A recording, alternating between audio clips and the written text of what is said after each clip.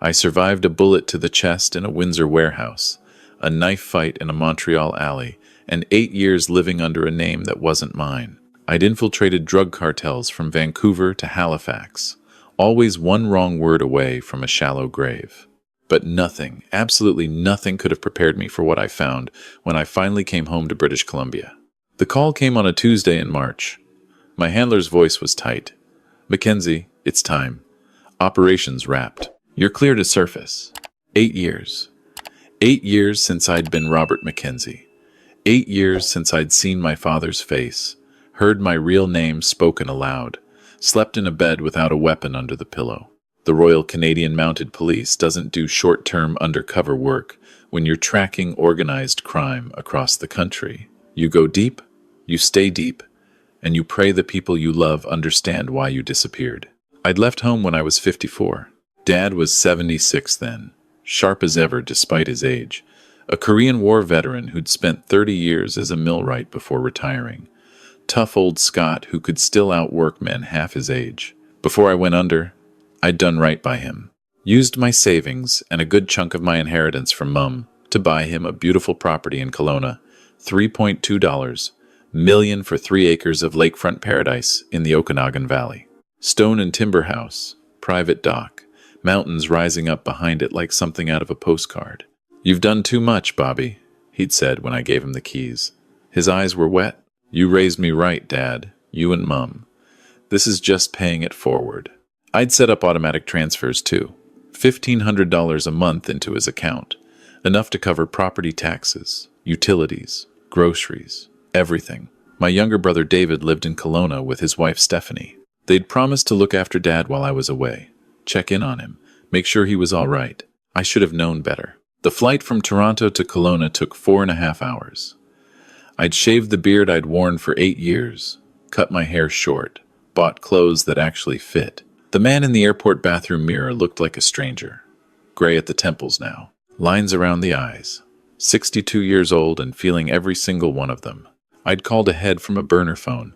Left a message on Dad's landline that I was coming home. Didn't say who I was. Operational security was still second nature, just said, "An old friend is coming to visit. Wednesday afternoon." The rental car smelled like chemical pine. I drove east from the airport, Lake Okanagan spreading out blue and endless to my right. March in the interior, snow still on the peaks, but spring fighting its way through in the valley. I'd missed 8 springs. 8 summers watching the tourists flock to the beaches.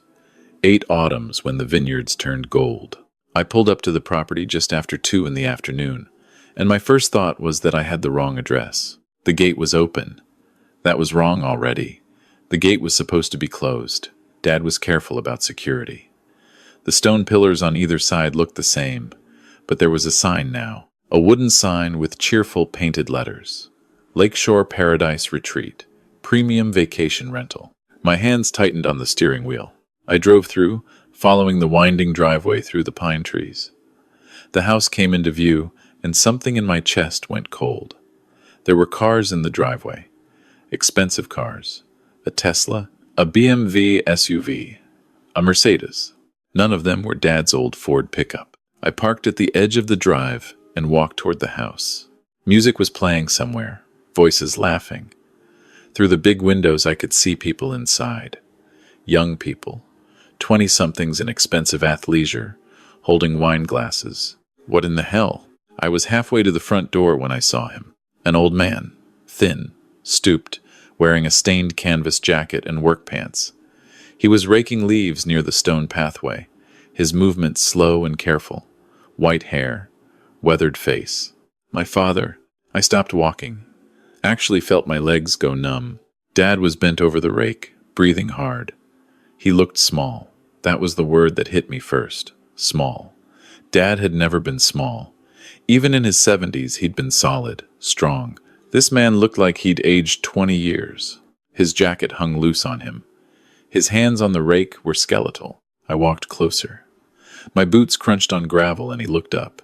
His eyes were cloudy, confused. The sharp clarity I remembered was gone, replaced by something foggy, uncertain. "Hello, sir," I said. My voice came out rough. "I'm looking for Frank Mackenzie." He blinked at me. "That's me. I'm an old friend. From the service. It wasn't exactly a lie. The service? He squinted. Korean War? Yes, sir. He nodded slowly, then went back to raking. Haven't had many visitors lately. Busy with the guests. He gestured toward the house. The guests? Aye, Mr. David's guests. Renting the house, you know. Good income for the property. He said it like he was reciting something he'd been told. Mr. David handles all that. Mr. David, my brother. And where are you staying, Frank? He pointed past the house with the rake. Got a nice little place out back. Shed's been fixed up, real comfortable. Mr. David says it's important the guests have the full run of the main house. Privacy, you know. I followed his gesture. Past the house, near the tree line, I could see it. A shed. Not a guest cottage. Not a proper dwelling. A shed. Weathered wood, small windows, the kind of structure you keep tools in. My father, the man who'd served his country, worked himself half to death to provide for his family.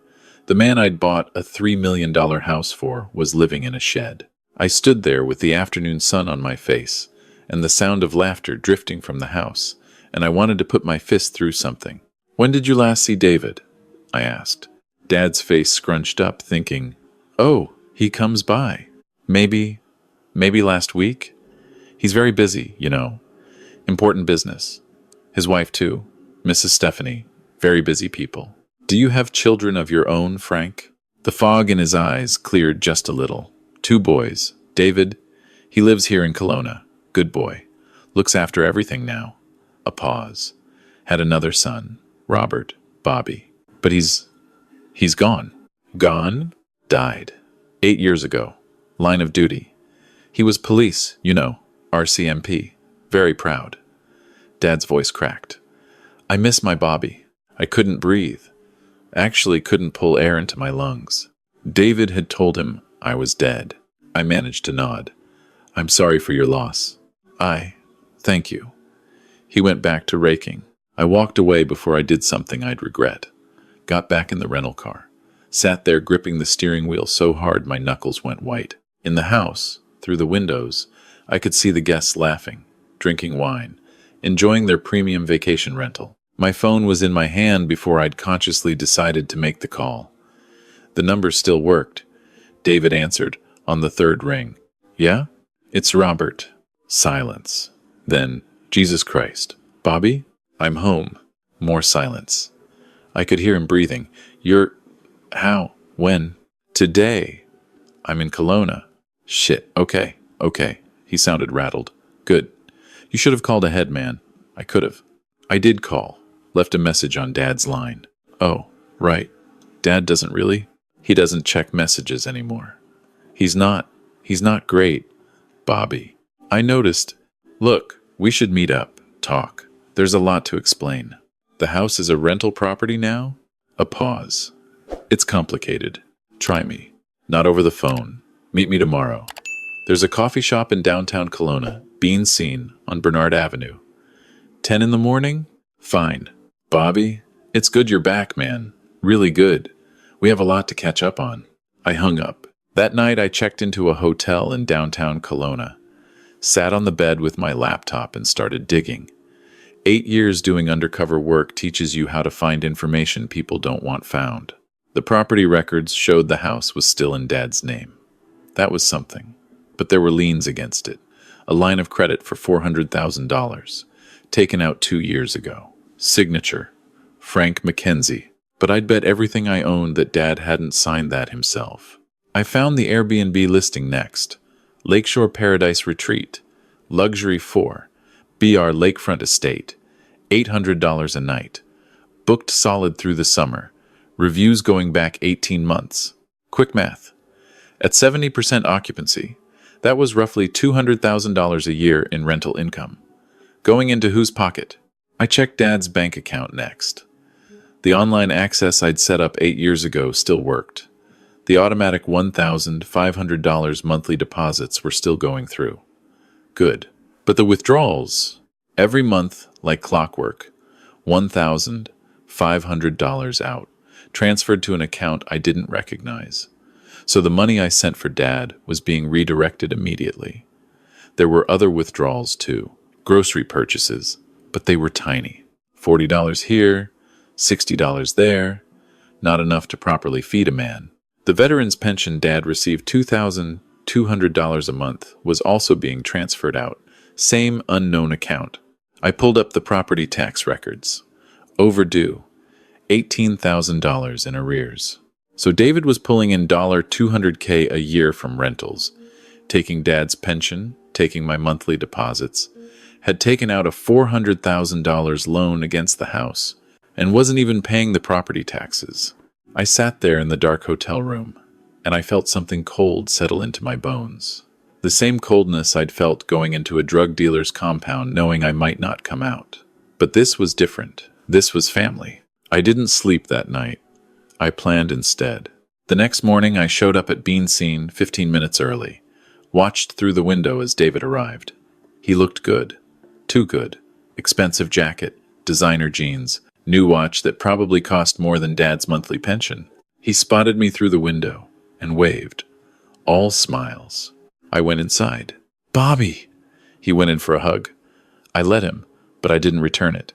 He pulled back, grinning. "Man, you look good. I can't believe you're actually here. Sit, sit." We sat. He ordered some complicated latte. I got black coffee. "So," he said, 8 years undercover. That's incredible, man. Must have been intense." It was. "Can you talk about it?" "No." Right. Classified." "I get it." He sipped his latte. "Listen, about Dad. Tell me." He sighed, set down his cup. "It's dementia, Bobby. Early stages, but it's there. Started maybe 3 years ago. Little things at first. Forgetting where he put his keys. Repeating stories. But it got worse. And you didn't think to contact me? How? You were underground. The RCMP said you were unreachable. That was true. Operational security meant no contact. But there were emergency protocols. Ways to get messages through in true emergencies. Keep going. He couldn't manage the house anymore. It was too much for him. The upkeep, the taxes, everything. He was forgetting to pay bills. I had to step in. By turning it into an Airbnb, David's jaw tightened. By finding a way to make the property pay for itself. Do you have any idea what it costs to maintain a place like that? Property taxes alone are $22,000 a year. Insurance, utilities, maintenance. Dad's pension didn't cover half of it. I was sending $1,500 a month, which helped, but it wasn't enough. The house needed a new roof last year. $45,000. The dock needed repairs. $12,000. The property was drowning in debt. So you took out a $400,000 line of credit. His eyes narrowed. You've been checking up. Answer the question. Yes, took out a line of credit to cover emergency repairs and back taxes. I'm the one with power of attorney, Bobby. I'm the one who's been here dealing with all of this, while you were off playing cop. Playing cop? I let that slide. And Dad's living in a shed? It's not a shed. It's a renovated guest cottage. I saw it, David. It's a shed. He's comfortable there. He has heat, running water, a bed. The main house needed to be rental ready. You can't have a confused old man wandering around when guests are paying $800 a night. He thinks I'm dead. David looked away. That was a kindness. A kindness. He kept asking where you were, why you didn't visit, why you didn't call. It was breaking his heart, Bobby. So I told him, you died in the line of duty. It gave him closure. I stared at my brother, saw a stranger. Where's the rental money going? Into an account I manage for Dad's care. Show me. Excuse me? Show me the account. Right now. Pull it up on your phone. He shifted in his seat. This is insulting. Show me. We stared at each other. Finally, he stood up. I don't have to sit here and be interrogated. I've been taking care of Dad while you were gone. I've kept the property afloat. I've made hard decisions that you weren't here to make. If you don't like how I've handled things, fine. You're back now. You can deal with it. He walked out. I sat there finishing my coffee, watching him through the window as he climbed into his BMW and drove away. Then I got to work. First call was to Sarah Chen, An old friend from my RCMP days. She'd left the force 5 years ago to start a private investigation firm in Vancouver, specialized in financial crimes. Robert Mackenzie, she said when she answered. I heard you were back among the living. How's it feel? Like I went to sleep and woke up in someone else's nightmare. I need help, Sarah. I'm listening. I laid it out. Everything. She listened without interrupting. And when I finished, she was quiet for a moment. How dirty do you want to get? She asked. What do you mean? I mean, if your brother is doing what you think he's doing, there's evidence. Bank records, forged documents, paper trails. But getting that evidence, it's not always legal. I spent 8 years breaking the law to catch criminals. That's not an answer, Sarah. This is my father. Okay then. I'll need 3 days, maybe 4. Can you hold out that long? I'll manage. One more thing. If we're doing this, we're doing it right. All the way. Criminal charges, asset recovery, the works. Are you prepared for that? Because it's your brother we're talking about. I thought about Dad raking leaves in a stained jacket. About him telling a stranger that his son was dead. He stopped being my brother when he started this. All right then. I'll call you. Next call was to Veterans Affairs Canada. Got transferred 3 times before I reached someone who could help. Explained that I was calling about my father, Frank Mackenzie, service number 187432, Korean War veteran. Explained that I'd been away and just discovered he was living in substandard conditions. We'd need to do a home visit, the woman said. Assess his living situation. I'd appreciate that. And you are? His son, Robert Mackenzie, RCMP, just finished an 8-year operation. Her tone changed. I see. Give me your contact information, Mr. Mackenzie. We'll have someone out there within 48 hours. Third call was the hardest. Called the Kelowna RCMP detachment. Asked for the fraud division. Got a corporal named Jennifer Walsh. This is regarding a potential case of financial elder abuse, I said. Victim is my father, 84 years old, Korean War veteran, showing signs of dementia. I have reason to believe his power of attorney is being misused. I'll need you to come in and make a formal statement. I can be there in an hour. That afternoon, I sat in an interview room, strange being on this side of the table, and laid out everything I knew. Walsh took notes, asked good questions. She was maybe 35, sharp eyes, the kind of cop who didn't miss details. The challenge, she said when I finished, is that if your brother has legitimate power of attorney, he's legally entitled to make financial decisions for your father. We'd need to prove he's acting against your father's interests. He's living in a shed while my brother rents out his house. I'm not disagreeing with you. I'm explaining what we need for charges. Bank records showing he's enriching himself. Evidence, the power of attorney, was obtained through fraud or coercion. Documentation that your father's care is being neglected. I can get you that. She studied me. You've been undercover for 8 years? Yes. Then you know how this works. We build a case. Slowly. Carefully. No cowboy shit. No cowboy shit, I agreed. Good. I'll start pulling records. You work with your investigator friend. We'll compare notes in a week. I spent the next 3 days watching the house. Not obvious about it, years undercover had taught me how to be invisible. Rented different cars. Changed positions. Took photos. Watched the guests come and go. Watched Dad shuffle around the property doing yard work, looking lost. Watched David show up twice to collect mail, but never once go check on his father. Watched Stephanie arrive in her Mercedes, wearing clothes that cost more than Dad's monthly food budget, carrying shopping bags from expensive stores. On the 4th day, Sarah called. Got it, she said. All of it. Your instincts were right. Tell me. The Airbnb account is in David's name. Personal account. The income's being reported as his income for tax purposes. None of it's going into your father's care account. In fact, there is no care account. Jesus. It gets worse. The $400,000 line of credit, most of it went to paying off David's personal debts, credit cards, a boat loan, a previous line of credit on his own house. Your father's property is basically being used as an ATM. The power of attorney? Signed 3 years ago. Your father's signature is on it. But I had a forensic document examiner look at it. His opinion, and this would hold up in court, is that the signature was guided, meaning someone helped your father sign by physically guiding his hand, possibly without him fully understanding what he was signing. That's fraud. That's fraud. There's more. Your father's veteran's pension and your monthly deposits, all diverted to an account David controls. He's been taking roughly $45,000 a year of your father's money plus $200,000 in rental income. Meanwhile, your father's actual expenses, food, medication, basic needs, total about $8,000 a year. I did the math. Over 3 years, David had stolen nearly $750,000.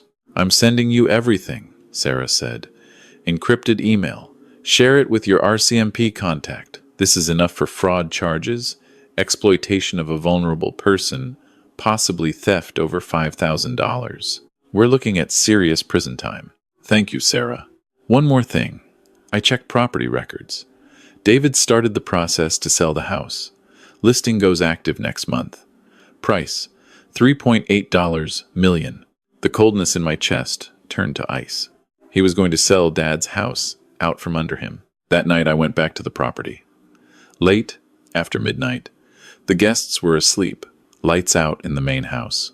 I moved through the trees like I'd moved through 100 operations before, silent, invisible, purposeful. The shed had a light on inside. I looked through the window. Dad was sitting on a narrow cot, still dressed, staring at the wall. The space was maybe 10 feet by 12. A cot, a small dresser, a camping stove, a mini fridge. This was where he lived. On the dresser, I could see a photograph. I recognized it even from outside. It was from my RCMP graduation. Me in my red serge, Dad standing next to me, both of us grinning. Mum had taken that photo. She'd been so proud. Dad reached out and touched the frame. His lips moved. I couldn't hear through the window, but I could read the word. Bobby.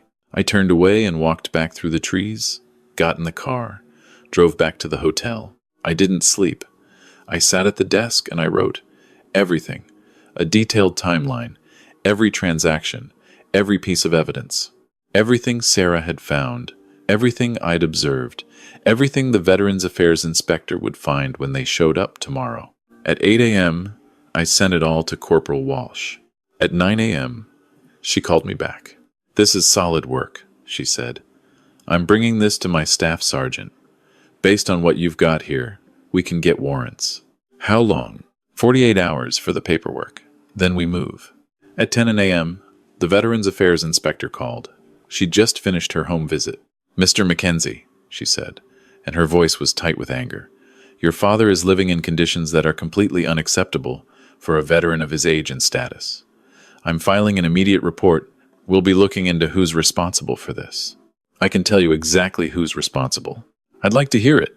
I told her. 48 hours later, I was sitting in my rental car half a block from David's house when Corporal Walsh called. Warrants are approved, she said. We're executing them now, both the property and your brother's residence. Financial records, computers, everything. I thought you'd want to know. Thank you. Stay clear of it, Robert. Let us do our jobs. I stayed clear, waited. At 2 p.m., Walsh called again. We've got him. Found forged documents, altered bank statements, emails between David and his wife discussing how to maximize the old man's assets. They were sloppy. They thought no one was watching. Arrests? This afternoon. Both of them. Charges are exploitation of a vulnerable person, fraud over $5,000, forgery, and theft. Your brother's looking at 8 to 10 years if convicted. His wife probably 6 to 8. I sat in that car and felt something loosen in my chest. Not satisfaction, not yet. Relief, maybe. Justice starting to turn its wheels. What about Dad? That's why I'm calling. We need to figure out his immediate care. He can't stay in that shed, and with your brother in custody, there's no one authorized to make decisions for him. I'm authorized. I'm his son. You'd need guardianship. That takes time. How much time? 2 weeks minimum. Court hearing, assessment, the works. In the meantime, we need emergency placement. No. The word came out harder than I meant it. No institutions. No strangers. He's been through enough. Walsh was quiet. What are you suggesting? I'm home now. I'll take care of him. Temporarily. Until the guardianship comes through. That's irregular. Corporal Walsh. I spent 8 years putting criminals in prison. I think I can handle taking care of my own father for 2 weeks. She sighed. Let me make some calls. By evening, it was arranged. Emergency, temporary custody, pending guardianship hearing. Veterans Affairs signed off. The social worker who came to assess me asked about 100 questions and finally nodded. Your father's lucky you came home when you did, she said. I drove out to the property just before sunset. The guests had been cleared out. The house was a crime scene now, part of the investigation. I walked past the yellow tape, past the main house, to the shed. Dad was sitting on his cot, looking confused and frightened.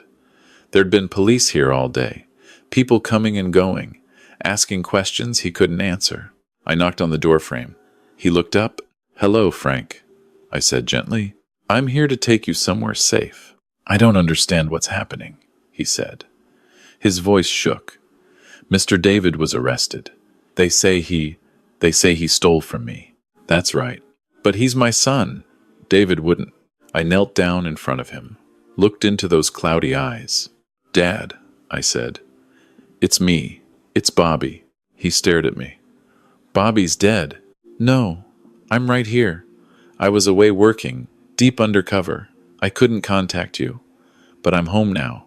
His hand came up slowly, trembling, touched my face. His eyes filled with tears. Bobby? Yeah, Dad. It's me. He pulled me into a hug, held on so tight I could feel him shaking. He smelled like old sweat and cheap soap, and underneath it all, the faint scent of the aftershave he'd worn my whole life. I thought you were gone, he whispered. I thought I'd lost you like I lost your mum. I'm right here. I'm not going anywhere. We stayed like that until the sunset turned the sky orange and gold through the shed's small window. I got Dad settled in a care home that night. Not just any place, a veterans residence in Kelowna that specialized in dementia care. Clean rooms, good food, staff who actually gave a damn. I used some of my own savings to cover the first month while we sorted out the finances. The next 2 weeks were a blur. Court hearings, paperwork, medical assessments, financial audits. The Crown prosecutor laid out the case against David and Stephanie. They'd stolen over $700,000, neglected Dad's care, forged legal documents. The evidence was overwhelming. David's lawyer tried to paint it as a misunderstanding, tried to argue that David had been acting in Dad's best interests. But the photos of that shed, the medical reports showing malnutrition, the bank records showing money flowing into David's personal accounts, there was no talking around it. Both of them took plea deals. David got 9 years. Stephanie got 7. Asset seizure meant they'd have to sell their house, their cars, everything, to pay back what they'd stolen. The guardianship hearing was straightforward. Dad's doctor testified about the dementia. I testified about my plans for his care. The judge granted it without hesitation. Mr. Mackenzie, the judge said, looking at me over her glasses, your father is fortunate to have a son willing to step up after everything he's endured, both in war and in his own home. Guardianship granted. I got Dad moved to a better room in the care facility, private, with a view of the mountains. Got his belongings from the shed, which wasn't much. Some clothes. That photograph from my graduation. A box of letters. From Mum. The house needed work before Dad could move back in, but I had time. I hired contractors. Used the recovered funds. New roof. Updated plumbing. Proper security. Made one of the main floor bedrooms into a suite for Dad with a bathroom he could manage. 3 months after I came home, on a warm day in June, I brought Dad back to his house. We stood in the driveway, the lake sparkling beyond the trees, the mountains rising up behind us. He looked at the house for a long time. Bobby, he said, is this really mine? It's really yours, Dad. Always has been. And I can stay here? No guests? No guests, just us. We walked inside together. He moved slowly through the rooms, touching the furniture, looking out the windows. In the main bedroom, I'd hung that photograph from my graduation. When he saw it, he stopped. That was a good day, he said. Yeah, it was. Your mum was so proud. I know. He looked at me. His eyes were clearer than they'd been in months. The confusion wasn't gone. Dementia doesn't work that way, but in that moment, he was present. You came back for me, he said. Of course I did. I knew you weren't dead. I knew it. His voice cracked. I knew my boy wouldn't leave me. I pulled him into a hug. That evening, we sat on the dock. The sunset painted the lake in shades of copper and rose. A loon called somewhere across the water. Dad sat in a comfortable chair I'd bought for him, a blanket over his legs, even though it was warm. Tell me about where you were, he said. Can you tell me now? Some of it. So I did. Told him about the cities I'd lived in under different names. About the people I'd helped put away drug traffickers, organized crime bosses, people who hurt the vulnerable for profit. Didn't tell him about the close calls, the violence, the nights I'd thought I wouldn't see morning. He listened, nodding sometimes, and when I finished, he was quiet. You did good work, Bobby. Tried to. And David? His voice was small. What he did to me. That was real? Yeah, Dad. That was real. He's my son. I know. But he hurt me. I know that too. We sat in silence, watching the light fade. Finally, Dad reached over and took my hand. His grip was weak, but it was there. I'm glad you're home, he whispered. I squeezed his hand gently. Me too, Dad. Me too. The loon called again. The stars started to come out, reflected in the still water. Somewhere across the lake, someone was having a bonfire.